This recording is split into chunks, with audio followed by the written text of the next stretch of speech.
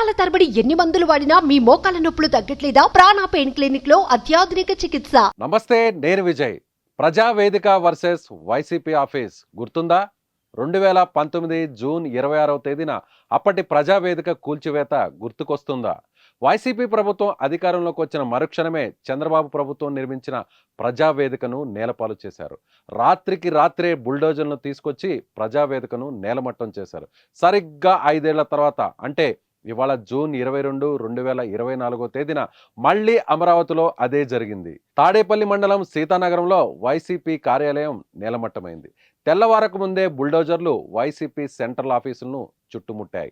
సరిగ్గా 4 గంటల్లో YCP central ఆఫీసును నేలమట్టం చేసేశాయి.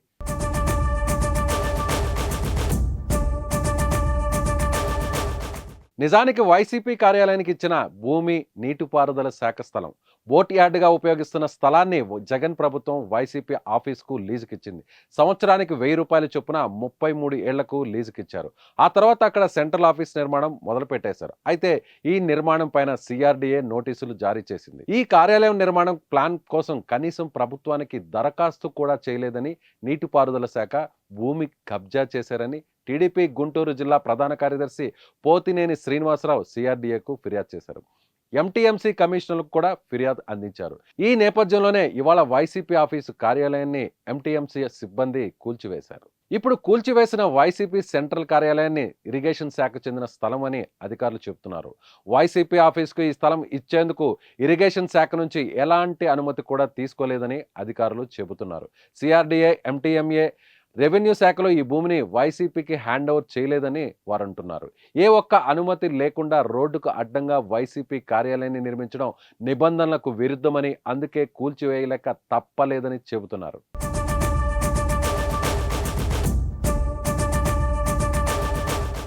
2019లో కూడా ప్రజావేదిక విషయంలో ఇలాంటి వాదనే జరిగింది. 2014లో అధికారంలోకి వచ్చిన చంద్రబాబు నాయుడు అమరావతిలో ఆంధ్రప్రదేశ్ ప్రభుత్వానికి ఒక సమావేశం మందిరం కావాలనేటువంటి ఉద్దేశంతో ప్రజావేదికను నిర్మించారు. 2017లో నిర్మించిన ప్రజావేదికలో అప్పటి సీఎం చంద్రబాబు కలెక్టర్లతో సమీక్షలు, ఇతర సమావేశాలు నిర్వహించేవారు. అయితే జగన్ అధికారంలోకి రాగానే ప్రజావేదికను కూల్చివేస్తామని ప్రకటించారు. అయితే ప్రజావేదికను తమకు కేటాయించాలని చంద్రబాబు అప్పటి సీఎం జగన్కు లేఖ కూడా రాశారు. అయితే ఆ లేఖకు బదులు ఇవ్వకపోగా రాత్రి వేళల్లోనే ప్రజావేదికను కూల్చివేశారు. ఏపీలో రాజకీయం ప్రజావేదిక కూల్చివేతతోనే వేడెక్కింది. వైసీపీ సెంట్రల్ ఆఫీస్ కూల్చివేతపై జగన్మోహన్ రెడ్డి తీవ్రంగా స్పందించారు.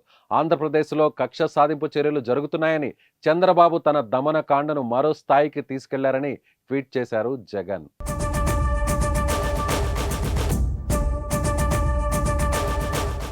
ఒక నియంతలా తాడేపల్లిలో దాదాపు పూర్తి కావచ్చిన వైసీపీ కేంద్ర కార్యాలయాన్ని బుల్డోజర్లతో కూల్చి వేయించారని ట్విట్టర్లో ఆరోపణలు చేశారు. హైకోర్టు ఆదేశాలను బేఖాతరు చేశారని, రాష్ట్రంలో చట్టం, న్యాయం పూర్తిగా కనుమరుగైపోయాయని చెప్పుకొచ్చారు. బెదిరింపులకు తలగ్గోదే లేదని, వెన్ను చూపేదే లేదని చెప్పుకొచ్చారు. టీడీపీ నేతలు మాత్రం జగన్మోహన్ రెడ్డి ఆరోపణలను తీవ్రంగా ఖండించారు. వైసీపీ కార్యాలయం నీటిపారుదల శాఖ భూమిని ఆక్రమించి నిర్మించారని, ఆ భవన నిర్మాణానికి ఎటువంటి అనుమతులు లేవని చెబుతున్నారు. ప్రజావేదిక కూల్చివేతకు కక్ష సాధింపుగా వైసీపీ సెంట్రల్ ఆఫీసును కూల్చివేశారా అంటే అలాంటిదేమీ లేదని చెబుతున్నారు. కక్ష సాధింపు చర్యలు చేపట్టాలి అంటే నిన్న అసెంబ్లీకి జగన్మోహన్ రెడ్డి కారుకు ఎందుకు అనుమతి ఇస్తామని చెప్పుకొస్తున్నారు. తాము గౌరవప్రదమైన పరిపాలనే కొనసాగిస్తామని చెబుతున్నారు ఆ పార్టీ నేతలు. అయితే ఒక్కటి మాత్రం నిజం, అప్పట్లో ప్రజావేదిక భవనాన్ని రాత్రికి రాత్రి ఎలా కూల్చారో ఇప్పుడు వైసీపీ సెంట్రల్ కార్యాలయాన్ని కూడా అదే స్థాయిలో తెల్లవారుజామునే కూల్చివేశారు. నిబంధనలు ఎలా ఉన్నా వైసీపీ సెంట్రల్ ఆఫీస్ కూల్చివేతతో ఏపీలో రాజకీయం మరింత వేడెక్కింది.